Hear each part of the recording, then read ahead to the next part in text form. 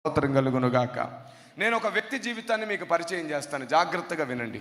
ఒక వ్యక్తి జీవితాన్ని మీకు పరిచయం చేస్తాను.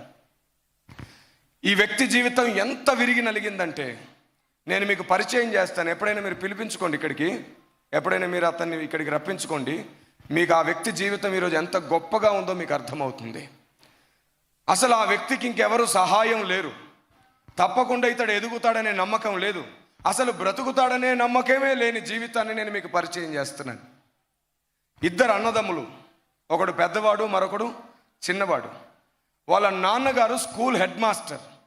తనకున్న ఎకరాల భూమిని అమ్మేసి ప్రైవేట్ స్కూల్ ఒకటి కట్టాడు.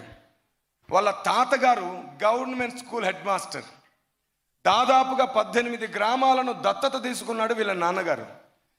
రాత్రి బళ్ళు పెట్టి రైతులకు విద్య నేర్పిస్తూ ఉంటాడు. అనేక మంది చదువు లేని వారిని అడాప్ట్ చేసి వారికి చదువు చెబుతూ ఉంటాడు. అంత మాత్రమే కాకుండా గ్రామానికి ఏది కొదువైనా సరే ఉద్యమాలు చేసి మరి రాజకీయ నాయకులు చెయ్యని న్యాయాన్ని అతడు చేస్తూ ఉంటాడు. ఇలా ఎప్పటికీ న్యాయం చేస్తూ ఉంటాడు. ఇతనికి దేవుడు ఉన్నాడు అంటే నమ్మకం లేదు, నాస్తికుడు. ప్రజలకు సేవ చేయడమే వ్యక్తి జీవితం, ఇదే మానవత్వం, ఇంతకంటే వేరే దైవత్వం లేదు అనుకుంటాడు. నాస్తికత్వాన్ని ఎక్కువగా నమ్మినవాడు వీళ్ళ తండ్రి గారు. ఈ ఇద్దరు పిల్లలు ఊహ తెలియని వయసులో, చాలా చిన్న వయసులో ఉంటుండగానే వీళ్ళ నాన్నగారు రాజకీయ నాయకుల చేత ఒత్తిడి చేయబడి రాజకీయంలోనికి రమ్మని పలుమార్లు ఒత్తిడి చేయబడితే ఆయన అంటాడు, నేను రాజకీయంలో లేకుండానే ప్రజలకు సేవ చేస్తున్నాను, నా సొంత ధనంతో నేను ప్రజలకు సేవ చేస్తున్నాను, నేను రాజకీయంలోనికి రానక్కర్లేదు, రాను అంటాడు. అయితే రాజకీయంలోనికి పిలిచిన వారు ఒకరు కాదు, 2 పార్టీస్. ఒక పార్టీ తప్పుగా ప్రచారం చేసింది, పలాని వ్యక్తి మా పార్టీలోకి వచ్చేసాడు అని. అందుకని అంతకుముందు పిలిచిన పార్టీ వారు, ఇతడు ఒకవేళ ఆ మండలంలో ఈ పార్టీలోకి వెళ్తే మనకు డిపాజిట్లు దక్కవు, 18 గ్రామాలు ఇతన్ని ప్రేమిస్తున్నాయి, 18 గ్రామాల్లో ఇతని మాట వింటారు అని చెప్పి ఏం చేశారో తెలుసా? ఇతని మీద నింద మోపడం ప్రారంభించారు, ఇతన్ని అవమానించడం ప్రారంభించారు. రాజకీయాల్లో జరిగేది అదే కదా. ఒకరిని గెలవకుండా ఉండాలంటే, ఒకడికి ఓట్లు పడకుండా ఉండాలంటే చేసేది ఏమిటి? ఫస్ట్ ఆఫ్ ఆల్ వాడు తప్పు, వాడు రైట్ కాదు. ఇప్పుడు కుక్క ఉందండి, కుక్కను కొట్టి చంపాలంటే చాలామంది ఏమంటారు, ఎందుకు కొట్టి చంపాలి, అది బాగానే ఉంది కదా అని అంటారు. అదే కుక్క పిచ్చి కుక్క అని ఒకవేళ వార్త పుట్టిస్తే ఖచ్చితంగా ప్రతి ఒక్కడు కొట్టి చంపుతాడు. ఇదే సూత్రాన్ని ఫాలో అవుతుంది ప్రస్తుతం సమాజం. అందుకని ఆ వ్యక్తి మీద నిందలు మోపడం ప్రారంభించారు. అప్పుడు ఆ వ్యక్తి మనస్తాపానికి గురై కొన్ని నెలల పాటు మానసికంగా వేధింపబడ్డాడు. ఇదేమిటి, నేను ప్రజలకు ఇంత మేలు చేస్తే ఈ ప్రజలే నా గురించి ఇంత చెడ్డగా మాట్లాడుతున్నారు ఏమిటి అని బాధపడుతూ ఉంటే ఒక మాజీ నక్సలైట్ అతనికి పరిచయం అయ్యాడు. ఒక నక్సలిజం అతని మనసులోకి వచ్చేసింది, వారి సిద్ధాంతాలు అతని మనసులోకి వచ్చాయి. నాలా బాధపడే వేల మందిని నేను కాపాడాలి, తప్పకుండా ఈ సమాజంలో ఉన్నటువంటి ఈ నాయకత్వ వ్యవస్థను నేను రూపుమార్పి అందరికీ న్యాయాన్ని తీసుకొని రావాలనుకున్నాడు. నక్సలేట్గా మారిపోయాడు. ఈ ఇద్దరు పిల్లల్ని విడిచిపెట్టి తండ్రి నక్సలేట్ అయిపోయాడు. తండ్రి నక్సలేట్ అయిపోయిన ఒకే ఒక్క సంవత్సరానికి తల్లి కూడా నక్సలేట్ అయిపోయింది. ఈ ఇద్దరు పిల్లల్ని బంధువులకు అప్పగించి వెళ్ళిపోయారు. తల్లి తన తల్లికి అప్పగించి వెళ్ళిపోయింది. అంటే ఎవరికి అప్పగించింది? అమ్మమ్మ గారికి అప్పగించి వెళ్ళిపోయింది. వాళ్ళ ఇంట్లో కొన్నాళ్ళు వారు బాగానే ఉన్నారు. కానీ వాళ్ళ ఇంట్లో ఒక ఆవిడ ఉండేది, వారి చిన్నమ్మ. వాళ్ళిద్దరి పిల్లలకు ఒక చిన్నమ్మ ఉండేది. ఆ చిన్నమ్మకు ఈ పిల్లల తల్లి అంటే అక్కగారంటే ఇష్టం లేదు, కోపం. ఆవిడ మీదున్న కోపం ఈ పిల్లల మీద పగగా మారింది. ఎలాంటి పగో తెలుసా? ఇంట్లో ఎవరు ఉండేవారు కాదు. వాళ్ళ తాత, వాళ్ళ మామగారు, వాళ్ళ తాత, వాళ్ళ అమ్మమ్మ గారు వారు పేరు పోసిన వంట మాస్టర్లు. అందుకని వారిని స్కూల్స్, కాలేజెస్ వారు తీసుకొని వెళ్ళిపోయేవారు. నెలలు నెలలు నెలలు వారు అక్కడే ఉండిపోయేవారు. ఈవిడ చేతిలో 2 పిల్లలు ఉండేవారు. ఏం జరిగేదో తెలుసా పాపం వారి జీవితంలో? ఏదైనా పని చెప్పిన వెంటనే చేయకపోతే ఆ పెద్దవాడిని కళ్ళల్లో మిరపకాయ తుంచి పెట్టేసేది ఈవిడ. కొన్నిసార్లు కాలుతున్న కర్రను పెట్టి చురుకంటిచ్చేసేది. కొన్నిసార్లు వేడి వేడి నూనె చిమ్మేది. కొన్నిసార్లు వాడు చెప్పిన పని వినట్లేదని చెప్పి కళ్ళల్లో జెండు బాంబు పెట్టేసేది. పిల్లలు బోర్మని ఏడ్చేవాళ్ళు, పట్టించుకునేవారు లేరు. వారు పెట్టిన చురుకులు పుండ్లుగా మారి జ్వరం వస్తే దగ్గరికి తీసుకోవడానికి తల్లి లేదు, తండ్రి లేడు. ఎన్నోసార్లు మనకు దెబ్బ తగిలితే ఫస్ట్ ఎవరు గుర్తుకొస్తారు? అమ్మ దగ్గరుంటే బాగుండు, నాన్న దగ్గరుంటే బాగుండు అనిపిస్తుంది. సరి అయిన రుచి అయిన భోజనం కూడా పెట్టేవాళ్ళు కాదు. పడుకుంటే నిద్ర లేపడం బిగ్గరగా కర్రతో కొట్టి లేపేవారు. ఉలిక్కిపడి ఏడుస్తూ బయటికి వచ్చేవారు వాళ్ళు. ఉదయం నుండి సాయంత్రం వరకు ఏదో ఒక పని చెబుతూనే ఉండేది. అక్క మీద ఉన్న కోపం పిల్లల మీద పగగా మారింది. ఆమెకు సహనం తక్కువ. ఏ పని డిలే అయినా సరే కొట్టేది ఆ పిల్లల్ని. ఏ పని. ఒకరోజు పెద్దవాడికి భయంకరంగా జ్వరం వచ్చింది. భయంకరమైన జ్వరంతో ఉన్నాడు పెద్దవాడు. వాడు ఏ పని చేయలేకపోయాడు. వాడిని ఆ రోజు విపరీతంగా కొట్టి రాత్రి ఇంట్లోంచి బయటికి నెట్టేసింది. చెప్పిన పని ఏది చేయలేదు అని. వాడు కిటికీ దగ్గర నిలుచుండి ఏడుస్తున్నాడు. చిన్నమ్మా, నన్ను లోనికి రానివ్వు, విపరీతమైన చలితో బాధపడుతున్నాను అని గడగడ గడగడ వణుకుతూ ఏడుస్తున్నాడు. రేయ్, నీవు బిగ్గరగా ఏడ్చావా? నీ శబ్దం పక్క ఇంటి వారికి కానీ వినబడిందా? జాగ్రత్త అని వారి తమ్ముణ్ణి ఇంట్లో పడుకోబెట్టేసి వాడి పీక మీద కాలు పెట్టేసింది.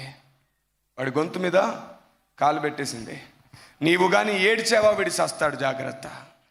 వాడు ఏం చెయ్యాలో తెలియక పెద్దవాడు కుమిలిపోతూ తనలో తాను ఏడ్చుకుంటూ, పక్కనే వారు పెంచుకునే కుక్కలు ఉండేవి పాడుబడ్డ బాత్రూంలో. ఆ బాత్రూమ్ నిండా ఇసుకుంటుంది.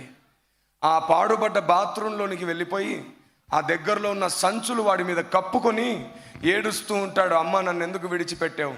నాన్న, నన్ను ఎందుకు విడిచిపెట్టావు? ఎప్పుడు వస్తారు నా దగ్గరికి అని ఏడుస్తూ ఉంటాడు. అమ్మ అమ్మ అని పిలుస్తూ. ఆ పక్కనే పడుకొనున్న కుక్కల్లో ఒక కుక్క ఈ చిన్న పిల్లోడి దగ్గరకు వచ్చి వాడి చుట్టూ చేరి వాడిని తడుముతూ శబ్దం చేస్తూ కూర్చుంటుంది. ఆ కుక్క ఒడిలోంచి వచ్చిన వెచ్చదనానికి ఆ పసిబిడ్డ ఆ రోజు ఆ కుక్క ఒడిలోనే రాత్రంతా పడుకున్నాడు. తల్లి ఒడిలో పడుకోవలసినటువంటి పసితనం ఎక్కడుంది? కుక్క ఒడిలో ఉంది. ఉదయం అయింది, వీడెక్కడున్నాడని వెతుకుతుంది ఆవిడ. వీడికి భోజనం పెట్టాలని కాదు, వీడికి పని చెప్పాలని. ఎక్కడుందని వెతికి చూస్తే వీడు ఎక్కడా కనబడట్లేదు. మిగిలిన భోజనం కుక్కకు పడేద్దామని తీసుకొచ్చింది. అక్కడ పడుకొని ఉన్నాడు ఆ మూలన. కర్ర పట్టుకొని వెంటనే బిక్కరగా కొట్టి లేపింది.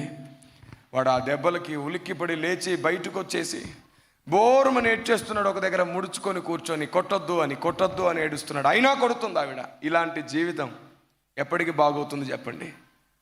ఇంతలోనే వాళ్ళకు వార్త అందింది ఏమిటంటే వాళ్ళ నాన్నగారు చనిపోయారు. చివరిసారికి కూడా వాళ్ళ నాన్నగారిని చూడడం కుదరలేదు. వాళ్ళ నాన్నగారు చనిపోయినాక ఓ సంవత్సరం కాలం తర్వాత వాళ్ళ అమ్మగారు లొంగిపోయారు. ఆవిడని జైల్లో పెట్టారు. అమ్మను చూడాలనే తపన వీరిలో ఎక్కువగా ఉంది, కానీ చూపించేవారు ఎవరు లేరు. ఇలాంటి వ్యక్తి జీవితాన్ని దేవుడు చూశాడు. సమస్త సృష్టిని చేసిన దేవుడు చూశాడు.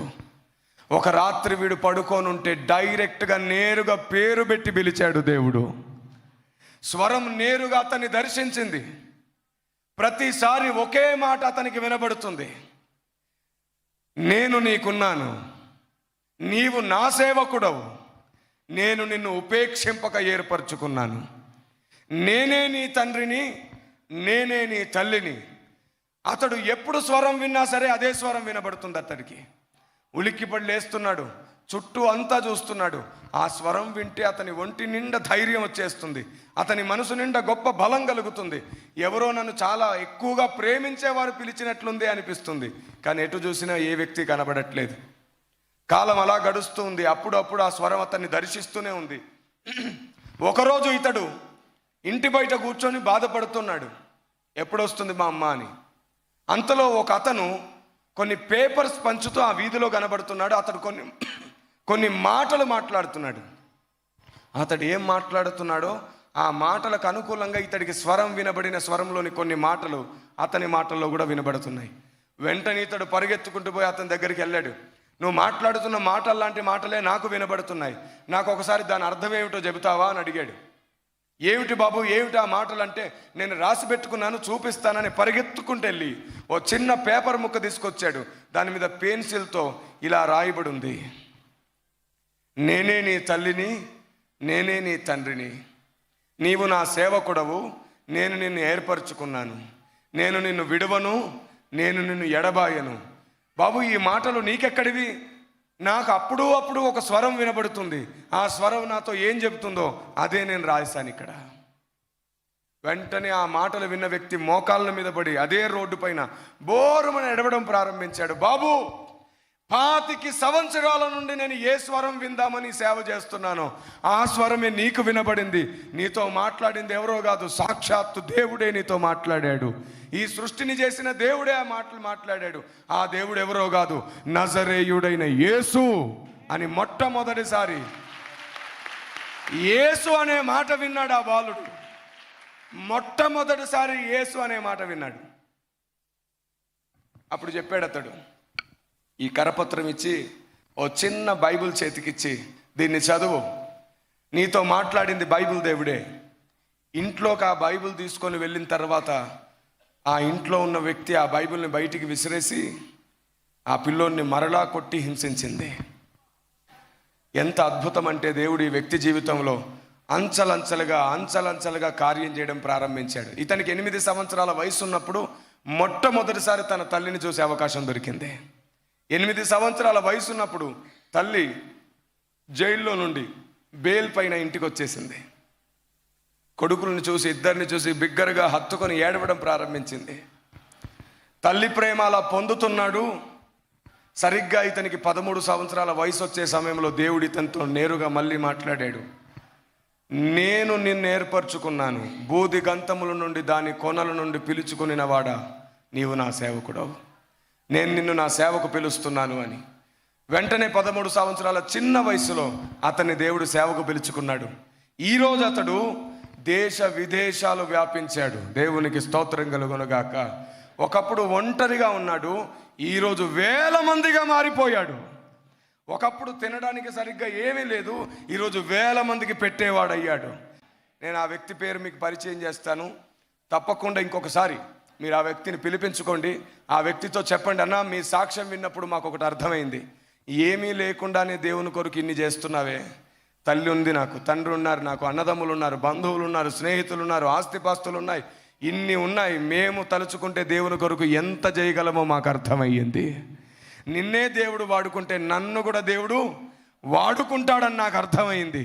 కానీ వాడబడాలి అంటే మనసు విరిగి నలగాలని, విరిగి నలిగితేనే ఆయన అర్థమవుతాడని నీ జీవితాన్ని చూస్తే అర్థమైంది అని దేవుణ్ణి స్తుతించండి ఖచ్చితంగా.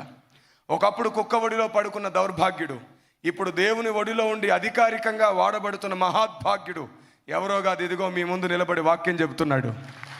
దేవునికి స్తోత్రం కలుగునుగాక. ఆమేన్.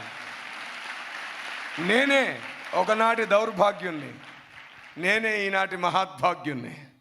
దేవునికి స్తోత్రం కలుగునుగాక. నిన్ను చూడట్లేదు.